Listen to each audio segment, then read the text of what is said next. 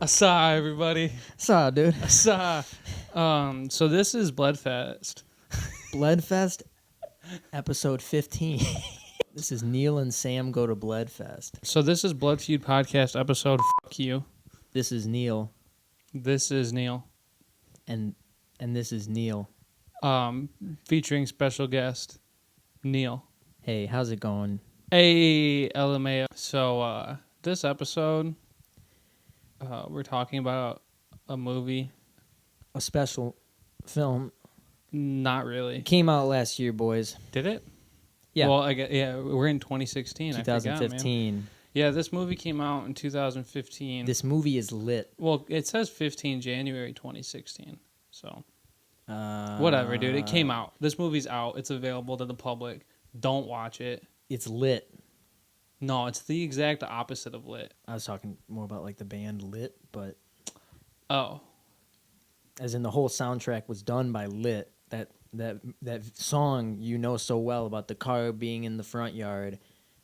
I slept with my clothes on. It's all here. It's all in the movie. Can we please forget the things I said? When you were drunk? Just in general. Did you not mean to call me that? everything. Because I am unclear what your intentions were. It's no surprise. Yeah, guys. Intruders, a 2016 horror extravaganza that surprisingly has very little horror content. Has surprisingly very little of anything, to be quite frank. Yeah. Went into this one with I mean, I saw the IMDb score. Like, I probably shouldn't have done that, but I went in with pretty okay expectations. Yeah. And here's the problem: is I watched the goddamn trailer. The trailer ruins literally the entire. Well, you know what? It only ruins the entire movie because the movie has so little else going on. Well, it ruins the only interesting part of the movie. Yeah. And I wanna give one shout out to the makers of the film. The concept is interesting on paper. You know, I guess I'll wait and say it later. But this movie, it's not bad. It's just boring. And my problem with it is, with movies like Saw, that, and I'm blanking out on other movies, but even movies, French films like Martyrs, where you have directors pushing the boundaries of quote-unquote torture horror. Yeah. I don't understand why a movie like this needs to be made, because it's almost the exact opposite, but it's still trying to exist in that realm of like torture horror, which there's really none of in the movie. And to be frank, there's really no horror in the movie. And by the time I got to the end, I kind of felt like I had watched a Lifetime Hallmark movie. To be honest, that's a good. It's description. more of a drama, and there's nothing horrific about the drama. In my opinion. And then, of course, the trailer, which we're kind of looking at now, it ruins the entire movie. Yeah, it really does. And so I'm not gonna we won't talk about what the concept is quite yet. This is a movie at its very basic level where intruders, big surprise, It's clobbering time. break into a woman's house, and this woman is agoraphobic. She will not leave her house.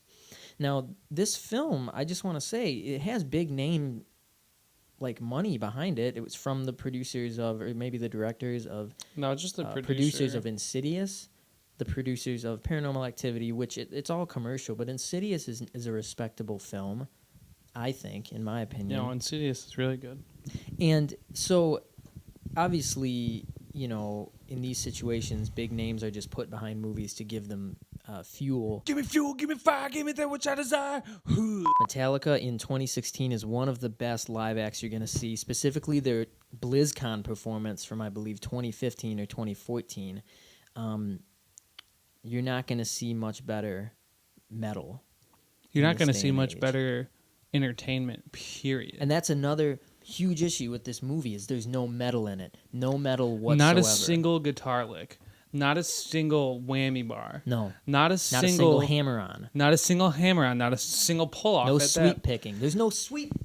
There's no double bass. There's no sweep picking. There's no There's no blast beats. There's no blast beats. And how am I supposed to get off when there's no blast beats? It doesn't make any sense. But back to this plot here. Intruders break into this woman's house. I don't know how much more... Jesus Christ. Let me ask you this question. Is there anything to like about the movie? Okay, so yeah, let me say this. So the acting, not bad. Yeah. Not bad. For sure. I said it before, but there's nothing wrong with this movie. Like, the dialogue isn't bad. Right. The directing isn't bad. The cinematography isn't bad. It's just not exciting. And I'll talk more about the main character, but she's a bit interesting in that she's portrayed as very volatile, and there's a lot of secrecy behind her character. I had an issue with her characterization, though, as like the movie. I absolutely did as well. So we'll talk about that later. But there's too much flip-flopping with her character. Yep. And it never reaches a disturbing level, because she'll do something that's disturbing, but then she kind of goes to the exact opposite spectrum, and it totally nullifies the intensity conveyed in some scenes. I don't know. It didn't really make me feel great. Did you say goodbye to your brother Johnny?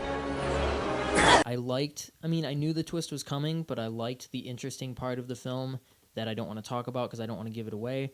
But the way that the plot resolves itself is one of the most uninteresting, uninspired things. It's not scary. It's not disturbing at all. Not to me, at least. Maybe this movie would be great to watch if you're someone who enjoys dramas and you kind of... I can't even recommend it at that because it's not even that good. I don't know, yeah. Or maybe you really don't like horror and you're really squeamish or something. I don't know. It's such a watered-down experience. There's no... the lack of metal in the soundtrack, as we've already talked about. And I don't really know what else to say about it if from a spoiler-free let's just get into standpoint. Bottom line, guys, I don't recommend it. if you saw it, let us know what you thought. Maybe we're missing something. Maybe we missed the metal riffs because they could have been buried. Wow. Sometimes these things are subtle, but in a movie like this, I just wouldn't really expect that caliber of presentation in the metal scene, in the metal music, on the metal front. Without further ado, this is Intruders. I'm Kevin Spacey. I'm Kevin Smith. I love Will Smith. So the movie starts out. Give me it's been like a week, so give me this character's name again. Who do we got? Anna? It's like, yeah, I think it is Anna. Anna? She's agoraphobic, and what that means is she can't leave her house. Well, I guess technically the definition is she's afraid of open spaces. Yeah, and the way that the film, she is eventually, people try to force her outside, and the way that the film gave you perceptual subjectivity, puts you inside of her head, was honestly, I thought, kind of stupid, because it's like it's trying to convey the panic that she's feeling, but it's like the world. It's like she's underwater, and I don't know why I thought that was stupid. I guess it's kind of interesting, but it didn't really make. It almost made me think something supernatural was happening. Her brother has died. She's been living with her brother for years. She hasn't left the house in years. I'm not going to go into too much detail. Yeah, there is like this little dynamic between her and her brother. Right. They're very close. They're very close, and I wish they would have played more on this, and they really don't. Yeah, she has a lot of money. We don't know where. And one of my biggest complaints about the movie is it kind of is a mystery movie, and it doesn't ever give you the tools to try to solve it either. It just kind of throws things at you and tells you, oh, this is happening. There's something secretive about her. She has a lot of money for some reason. That's obviously maybe... Does it ever explain how she has so much money? No. Maybe they might take it from the people that they're killing. Well, we're in spoilers. I know, we'll get to it. So she befriends there's a guy named Dan who has been coming to her house. I believe his name is Dan. Played by Rory Culkin.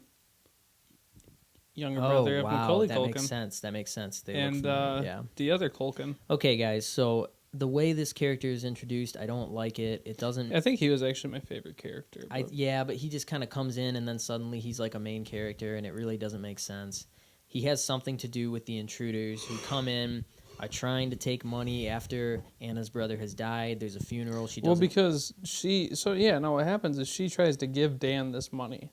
Right, and he that won't take it. He has, because he was always really nice to her. Yeah. Which, again, totally makes no sense. So, like, she tries to give him this money. He says no. And then, are we supposed to assume he went and told is it his brother or his friend? I forget. You know, it's really hard to say. The 3 intruders' names are... I remember there's JP. There's JP. There's Vance. And is it Conrad? It's got to be Conrad, but they don't call him that. I don't even remember, I'm not gonna waste time. I didn't, and you know, it's like you said, I didn't think the dialogue was bad in this movie. I was actually okay with a lot of the dialogue. Just because until toward the end when it got really uninteresting. But, you know, in the beginning when the criminals that have broken into her house are kind of fighting amongst themselves, trying to figure out what to do, it's not really corny. It's pretty real, I think. And she actually, when these intruders come into her house, she actually pisses herself, and it's pretty gross. And, it's not, it's just piss. But I appreciated that the movie showed that. I don't know why.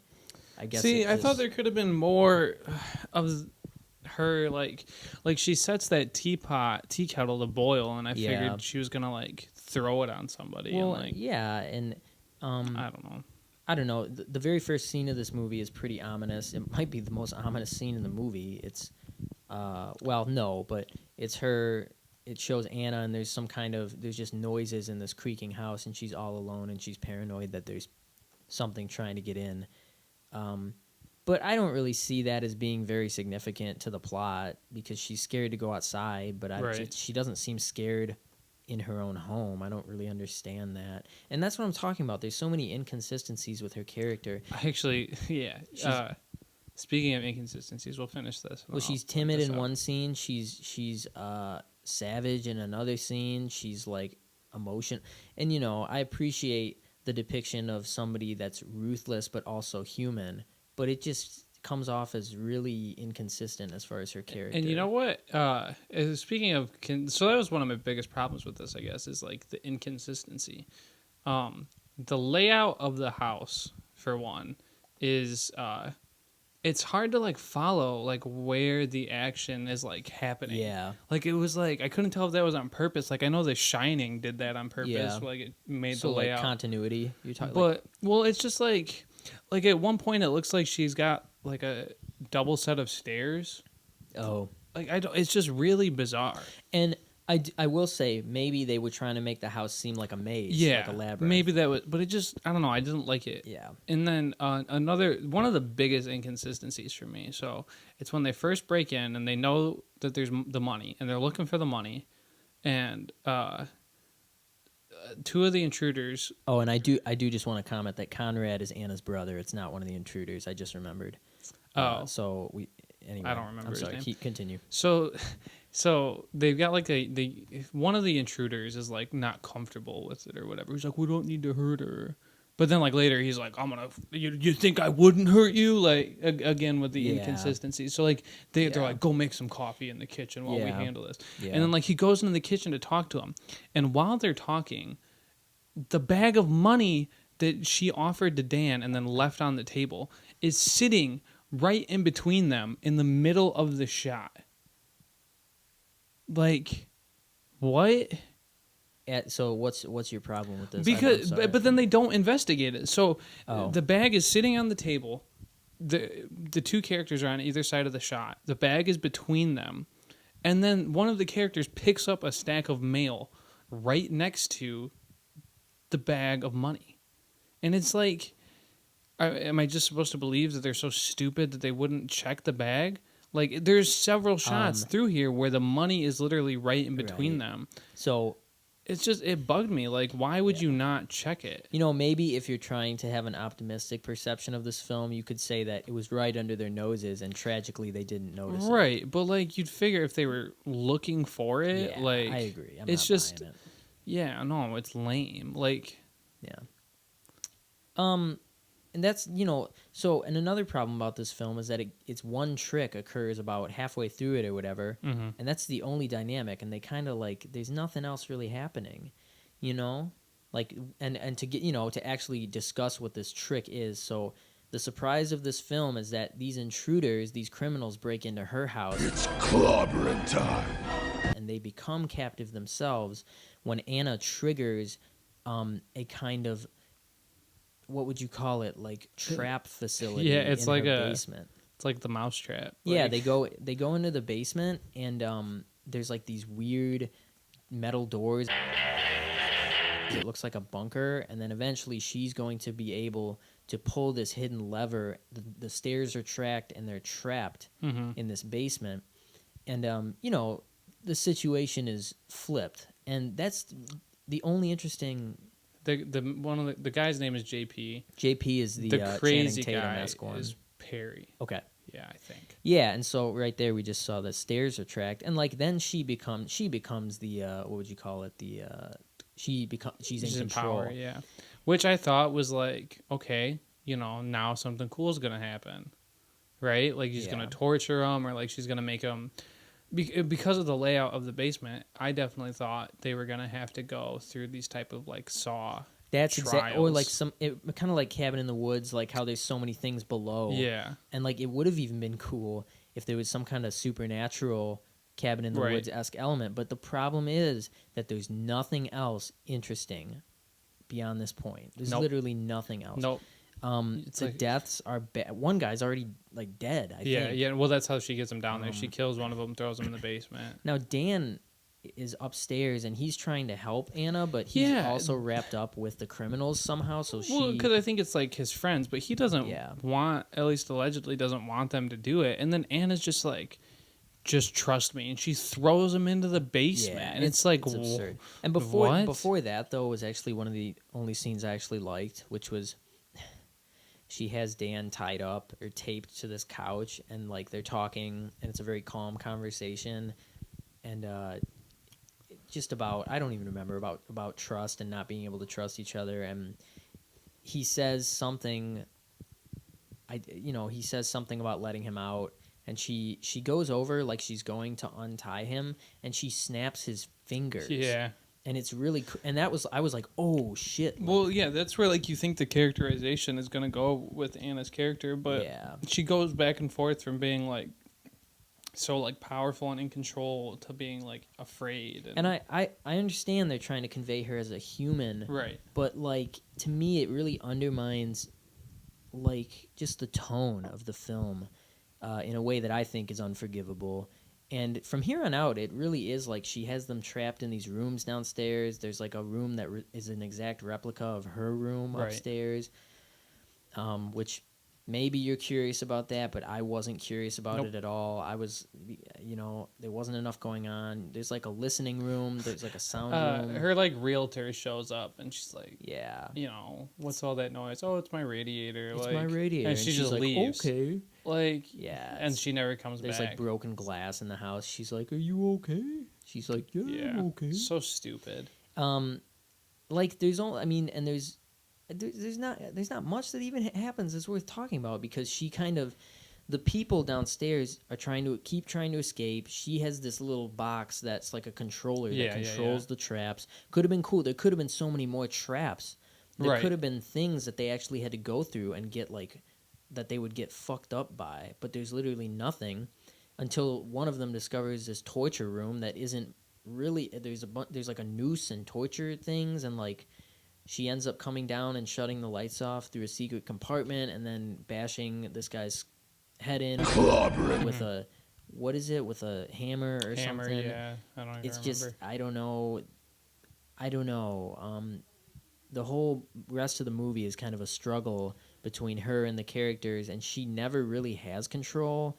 And I think it would have been a lot more interesting if she had more control and if there were a lot more disturbing things that she was doing to them. But there's nothing polarizing about what's happening. And it's a shame, because the idea is so cool, and the house even has such cool presentation.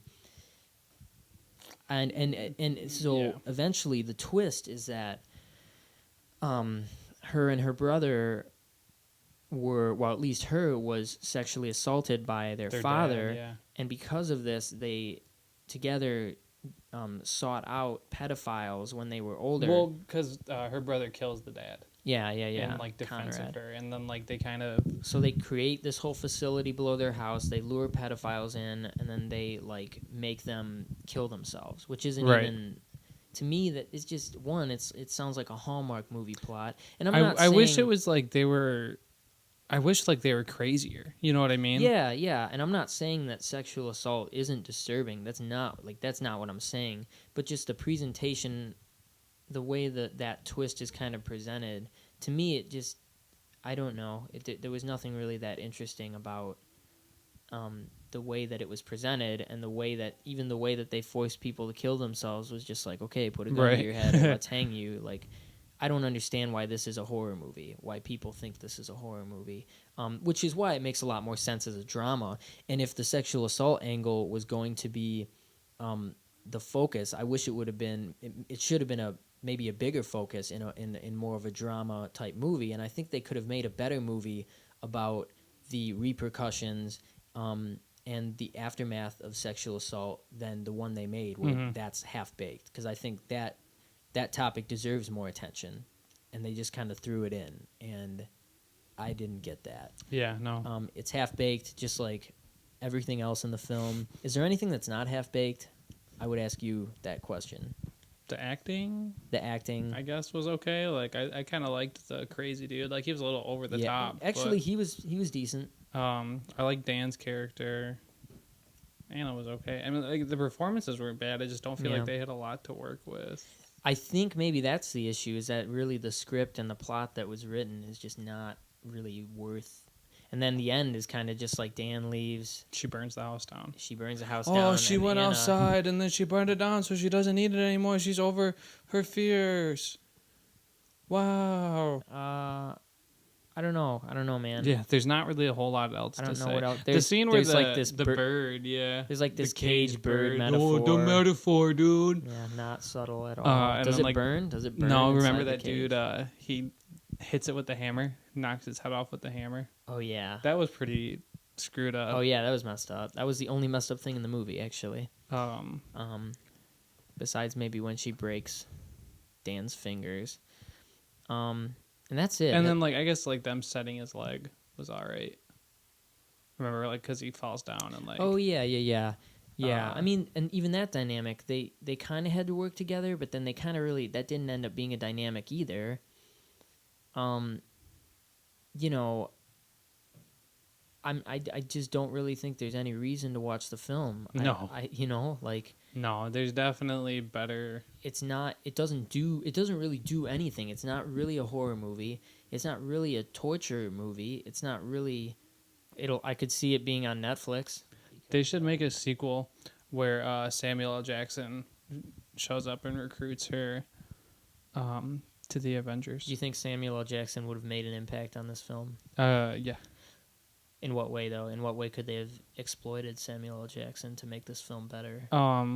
They could have combined his characters from Marvel, being Nick Fury, and his character from The Hateful Eight. But what would his role have been in the film as a plot mechanism, or as a character? Well, he'd be the only black character in the film. Yeah, leave a comment if you think this movie was trash. Leave a comment if you don't think this movie was trash. Leave a comment if you think something would have made this movie better. Please just leave a comment. I don't know. Give us some recipes. I want to give a shout out to a movie I just watched, though it's old. A movie that when I was younger that I saw the commercials for terrified me. And obviously, because when at least when I was younger, I was not into horror movies. The Descent. Just watch that movie. I didn't really have any expectations about it other than it scared me when I was a kid and I had never watched it. I was really stunned by the great reviews about The Descent. The Descent is one of my favorite. Can you tell me movies. what you love about it? Because I'm going to be honest, I wasn't totally... I actually bought it. It wasn't even for rent. So I'm going to watch it again. I wasn't completely toned in. I was having a conversation during it, but You had an hour and a half long conversation. It was important. Anyways, what I liked about it is the creatures, I guess, and like Yeah. the build up to I it. knew you Because were gonna say that. and it's been a while since I've seen it, but it's like it takes what, like 40 minutes before any of the Anything creatures happens. even pop. Well, because they're when like the build up to it's really good though, because there's that sense of claustrophobia. And if you haven't Yeah. seen The Descent, it's about this group of spelunkers. Oh, is that what they're called? I think that's the word for A group of female cave divers. One of the things I divers. love about this film is there's like no men in it. It's all Yeah. women, female power, and portrays them as badasses. Honestly, it's very comic booky the way the movie is, and it's very like hopefully this doesn't spoil anything. If you haven't seen The Descent, stop listening. Or if you haven't seen The Descent and you don't want it spoiled, stop listening. right. We're going to talk about The Descent. Well, do you want to give a quick? It's a movie about women cave divers. One of them is plagued by a tragedy that has happened. What's the tragedy? I don't want to say because it's a forget. spoiler. It's a forget. spoiler. I'll say in a minute. Well, I'm saying right now, we're doing spoilers. Right, I'm just trying to give A brief overview. Yeah, so it's Okay. about these cave Okay. divers, and they go into a cave together. One of them is plagued by a tragedy that has happened, so there's some mental trauma going on, and together they embark into this cave that has never been explored, and they have to work together to survive. That is all I'm going to say about it. Let's get into spoilers. Yeah, The Descent, really cool movie. I'm going to watch it again.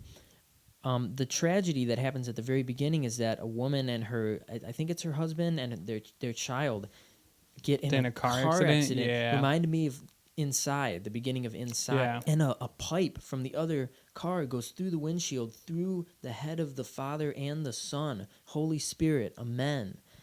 It is, pretty brutal. And then there's another scene when in the cabin when her and the girls are getting ready to go into the woods, where she kind of has this dream where she stands at the window and this pipe comes through her head, and it's such a scary. I forgot The that. film does this. It's very jarring and it's scary. It's got some scary jump scares.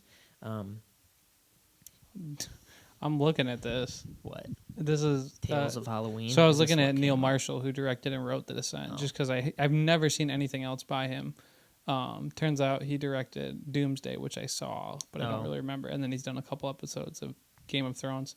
But I was just trying to see if he's done anything else, because that's how much I like The Descent. Yeah. But this is a movie called Tales of Halloween, which is 10 stories woven together by their I'm shared sure theme that's of great, Halloween night. yeah. But it just sounds like a trick-or-treat ripoff. What you were talking about being so great about the film is there's a lot of build up, Mhm. a lot of character development that isn't the best, but they begin this journey through these claustrophobic, The really sense creepy. of claustrophobia in this movie Yeah. is pretty good. The lighting, because they have to use these flares, is Mhm. like red. It's really cool. And actually, isn't there a shot where like they drop the flare down?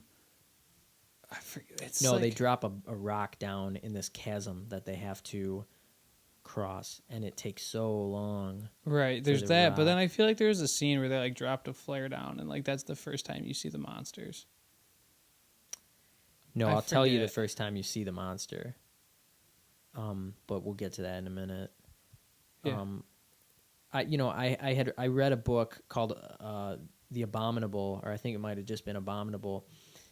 No, it was The Abominable, and it was long story short, by a guy named Dan Simmons, who writes great historical horror, very well researched about Mount Everest, and the amount of detail put into just the climbing, and he did so much research on the climbing in that book, and it made it feel so real. And that was kind of how I felt about this film, just because it takes a lot of time to just document these girls climbing through the cave, spelunking or whatever. And it conveys the stress and difficulty of them doing that and having to blaze a trail through a cave that has never been, blaze it 420, that has never been blazed up. So they're smoking weed in the caves, Yeah. They're chiefing the keef. if you will. They're hitting the lean as well, which if you think that makes cave diving difficult, I wouldn't know. it probably chilled them out a little bit. One of the things you mentioned was the presentation of the characters in this film. Talk a little bit about that. The characters or the creatures? Sorry, the creatures, because it was phenomenal. And I knew, thinking about the film when I was watching it, I was like, Neil probably loved this. So it's subtle, I guess, is like the key to it, because you never really see these things in like a full like, do you get what I'm saying? Like, you never really see them like head on, full. Yeah, there's some light. scenes where you see them pretty clearly, though. I mean, like, at least at the beginning. Yeah, and I think this is a great example of a film where the revelation of the creature doesn't really compromise the film too much, because they're scary. They're like real messed up. Yeah. They're good looking. And it's like, I think the idea of it is really creepy too, because it seems like something that could happen. You know what I mean? Like, they're these, like, are they people that got stuck in the cave and like repopulated? Are they like an ancient like elf? Because they got that kind of like elfish ear. Like, are they descended from bats? That's one of the this image. Yeah, I know you guys can't see it, but that is from one of the original trailers. Terrifying. That is it just rises up behind her, and I don't know. This film is pretty high tension the whole way through. I might have to rewatch this. Honestly, I'm gonna watch it again. It's really good to appreciate it fully. My theory is that there was a group that had gone from like the 1800s or earlier that they find the dead bodies of in this cave. They just find a bunch of bones, and the two theories would be, as you just said, was it some kind of prehistoric race that was lost in time, or was it a mutant repopulated colonial population? You know. Really cool. Some of the shots are trying to be like, it seems like The Shining on the way in. These overhead helicopter I really shots. do need to rewatch it. There's a lot to like here. I think the one thing that I take issue with is kind of, this might contradict what I said earlier, but the dynamic between the girls is a little bit MTV at times. And somebody said to me about this movie a while ago that, by the end of the movie, these girls have been acting so stupid that you're kind of rooting for the monsters, and I didn't really feel that way.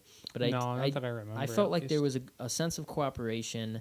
I actually didn't really understand the way it ended. The end I might have an issue with. So I think there's two endings, and I actually really almost brought this up to you when you asked me if I had seen it. One of the endings, I forget. I'm trying to remember, because there's a sequel to it that tells you which one is like a canon ending.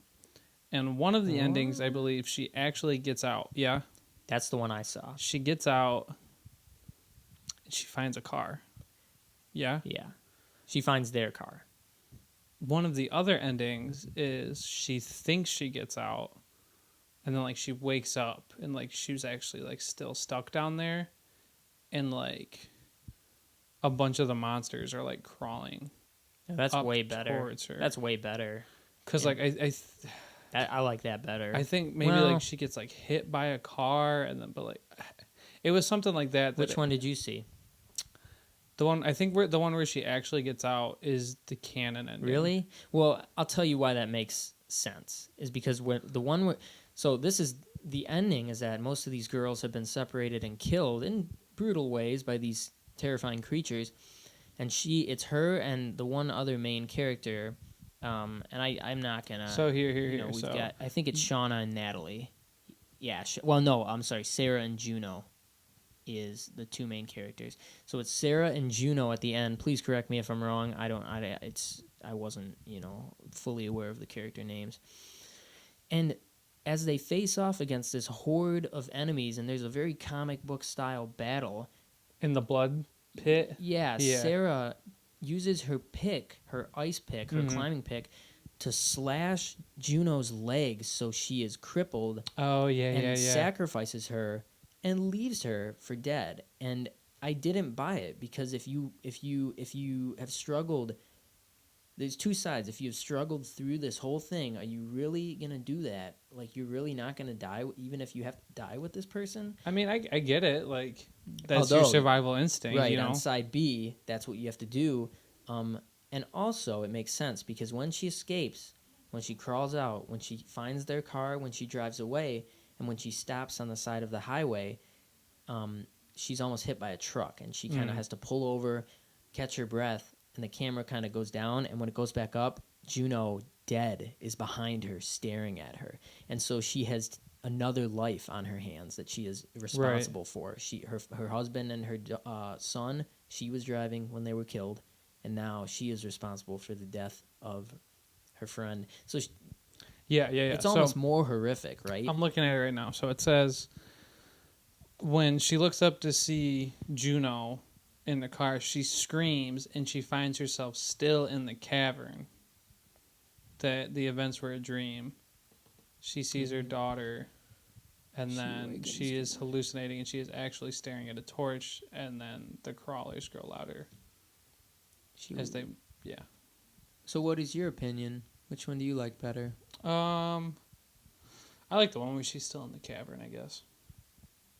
But like I said, it's been a minute since I watched it, so I'll have to rewatch it for sure. I feel like there's things I like from each of them that I would have rather seen put together, but I think it makes sense. I think maybe they were trying to set it up for some kind of sequel or something. Yeah, well, there is a sequel, that I watched. I wouldn't even watch it. I fell asleep during it, but it's like they have to go back into the that's stupid. the thing, and I wouldn't touch it. Honestly. Yeah. But pretty impressive movie and a pretty fun horror movie. Some of the best creature design I've seen. Mm-hmm. And especially because this came out in, 2003? 5. Okay. Yeah. It's all conventional. First of all, it's all conventional effects. Yep. Pretty sure there's some CGI for sure going on, but I'm just saying the creatures are conventionally done. The makeup artists are phenomenal. The costume artists, whoever did it, it's phenomenal. And I don't know, there's just a lot of, the best horror movies have that ability to harbor that menacing undertone the entire movie, as if something is always lurking. And even the first time you see a creature, you see something move in front of the shadows of the camera, but the first time you really see one is Sarah is shining her flashlight. She's off alone, shining her flashlight down this tunnel with water in it, and she sees this pale thing hunched over, and then it darts away. Yeah. In a way that kind of... I'm not really sure what that reminds me of. Maybe like Signs, when you see the alien for the first time at the birthday party. Just really unnerving, and really well done. So I have a lot of I feel like I like this movie a lot, even though it's not the most remarkable horror movie I've ever seen. But it's pretty fun from start to finish. And I would recommend this one probably. Yeah, watch The Descent. I'm gonna watch it again. Instead of Intruders. Watch The Descent instead of Intruders. Savage. Yeah. But tell us what you think about The Descent, because for me, I thought it was pretty cool, and I'm definitely gonna watch it again. And also, I think that The Descent reminds me more of a French horror film than it does an American film in a lot of ways. Neil Marshall's English, I think. In a lot of ways. Not that it matters. It just it does some darker things than a lot of American horror movies do, and in a more sophisticated way. And that's why I think that, even though it's not the most violent film I've ever seen, it's got some pretty... It is gory. Intense scenes of gore and violence, I think. But it's not throughout the whole thing, so it's not like overwhelming. Yeah. And that's what I have to say about The Descent. That's what we have to say about Intruders. Please leave us a comment if you want us to do a specific film. I saw Cloverfield last weekend, 10 Cloverfield Lane, to be specific. And I enjoyed it immensely. If you get a chance. Yeah, I got to go see it. I'd like to check it out. We could do that. Also, I guess I'll just throw out a couple of things that we're considering. And if anyone has any comments that they want to share, like, hey, I'd be about that. We were going to do Resolution. Let me just briefly drop Resolution here. So I want you to watch it. I watched it right before I watched The Descent. It was like, I was expecting a cool movie, and it was god awful. Worse than Intruders. I'm going to say it was way worse than Intruders. Then I definitely should watch it. But I want to know if you have the same impression. Because here's a real quick just impression. There's too much going on. The dialogue is absolute garbage.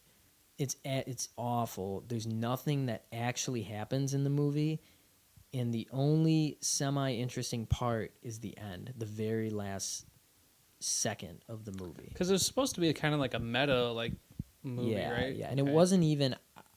I don't think they intended it to even be like a horror movie from the start. Yeah, it just doesn't. It's one of the worst kind of films where you just want it to be over the whole time, and that's boy. unfortunate because. But I want to know if you have the same impression, and if any of you guys have watched Resolution, let me know because I don't understand this film. And I think it was well reviewed, wasn't it? Yeah, well, in low budget horror, you might be able to find the budget. I couldn't. It was paired up with a film called Battery, The Battery. In this article I read, yeah. and I've heard of that. That's the zombie movie, right? Or not? It's like post-apocalyptic. I don't know. The Battery's budget was $6,000, so I can only imagine what this budget was. Right. The budget for this movie was probably more. Paranormal Activity's budget was $11,000. I don't know, but this is a low budget horror film, and I'm gonna say more so than any movie I've ever seen. I couldn't recommend it less. Dang. So let me know because you might end up liking it because we have had disagreements. So that's on our list. Cloverfield's on our list. Green Room, which isn't really a horror. Did you ever end up? I need to end up. I watched Blue Ruin. I haven't. It's more like a thriller, but I've heard it's excellent. That comes out in April. Okay. There's Hidden. That's we're gonna have to. I don't know. We're gonna have to evaluate it. Evaluate our list. Here's something I want to call you out on real quick. I want to switch gears here. I want to call you. I'm kind of mad, and I want to call you out on it. Am I in trouble? I have to go check your. Oh, is it a rating I gave to a movie? I'm gonna be. Because I went through and I rated, like 300 movies. I saw that, and because I was trying to catch up to, because obviously I don't have every movie on there. So this is my Letterboxd call out for episode 15. Have you seen that thing that's like, I'm calling you out, you don't even listen to Slipknot? Oh, really? No, that's hilarious. It's the Assad dude, guys. Assad dude. I'm trying to find your rating for... I don't want to say it until I find it, so give me a minute. I was pretty shocked. I'm really interested. Is it something that I rated good that you think is bad, or something I rated bad that you think is good? Right, and okay. Hold on, don't look. I have to see what you gave it. Okay, I'll have to justify myself. Okay, so upon looking through your Letterboxd library, I noticed that you gave Star Trek Into Darkness 2.5 stars, and I can't really fathom. I need an explanation because I thought that was like that's one of my favorite action movies. I think. Well, I'm not going to say that. I thought that movie's at least a 4-star movie, and that's all I'm going to say. But maybe you're not a Star Trek fan. I guess I'm not a huge Star Trek fan. It's been like I saw it when it came out in theater, so like I can't give you like I'm sure it's been like a really specific reason. It just didn't really do it for me, and like the one thing that I like remember really bugging me is there was like spoilers for Star Trek Into Darkness. Absurd. So Benedict Cumberbatch plays Khan, right? Yeah. And what bugged me, there's a scene where he escapes and they're like on a little like hovercraft flying on like a hovercraft. Yeah. And they're like, we can't teleport you up. You're going to have to get him and bring him back. And then literally like 5 minutes later, they teleport back up. I was like, what? And like, I'd have to watch it again. When I got to that, because like I was literally just going through Letterboxd like films and just rating everything that I'd seen. Yeah. And when I got to that, I was like, I remembered that scene and I was like, 2.5. That's hilarious. Oh, no, and it's not even like I think that's the greatest movie ever. I love. I guess I'm a big Star Trek nerd, but I actually do think the production values on these Star Trek films are really maybe great. A 2.5 is a little harsh, but you don't have to change because I'm not going to change it. Fuck you. It's not like It's so my the way I use my letterbox is it's not an objective rating Yeah, no, of quality of film. It's like how I personally how much I enjoyed it, I guess. I feel like I get hung up because I shift around from like, well, maybe I didn't like this film, but maybe I thought it was a good film, and that's like, you know what I mean? Like, I don't know. No, how, see, I'm rating it as purely on did I my like it or not. personal rating. Okay. I I have inner conflict about now I'm looking at yours. about that stuff. Anyway, I was just poking fun. I don't Maybe it's maybe just- this will be a new thing that it's we just funny. I think we should letterboxed call letterboxed call outs. movie call outs. You gave Spring 2. I guess I only gave it 3. How about the discrepancy between our unfriended reviews? What'd you give it? A 3. I kind of liked it. I might have to watch it. I would have to watch it again. I was I don't know. I wasn't fully engaged. I just 4 stars for the voices. 2 stars for Snowpiercer. that movie's garbage. What? Yeah. Damn. What'd you think of The Strangers? Just watched it. What's your opinion? Oh. I was highly disappointed. Really? Highly disappointed. That's a 3.5 for me. Okay. I liked it, but I also saw it in theaters, which I think added Yeah. to it, and I also saw it, I guess, because there's probably a lot of hype for Yeah. you, right? so much hype. That movie scared the piss out of me. I can see that, The- especially the the scene scene- where he's behind her. Not just that. Well, that was like a good build-up, but when like she throws open the windows and dude, did you see the mist? Well, what did I get? A I 1. did that. Yeah, that's my rating. It was a half I have at first, and I mine changed has it. a 5. I know that's specifically.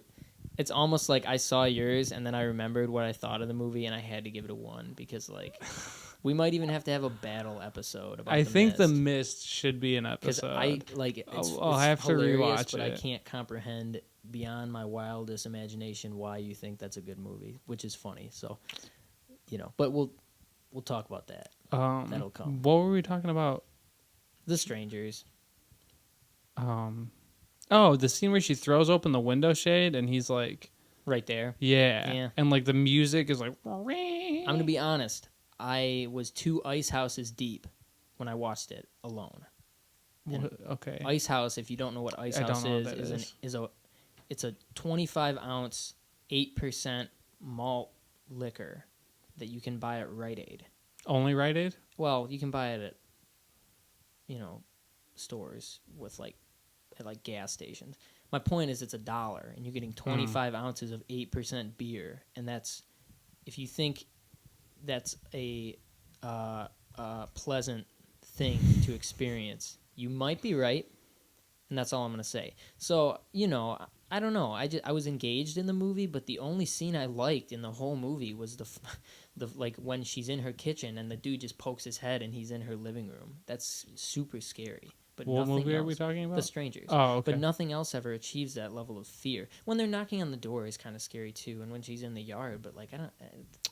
The ending was a little disappointing. Yeah, to the me, ending but, sucks. I don't know. But yeah, no, I really dig The Strangers. The Strangers. I wanted to like it a lot. I don't know. All right. Well, I think that's enough of that for now. We'll get into more of that. This we could argue all day about We about- could have a letterboxed episode. about why you think Hatchet is the greatest movie ever, but why I think it's not. You I've know what never I mean? seen it.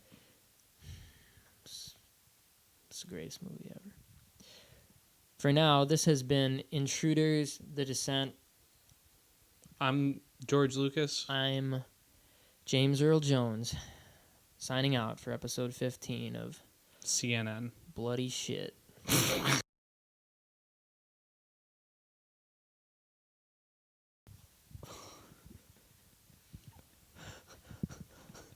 That might have to go. Was one of the most savage Yeah, reviews. that might be too fucked up.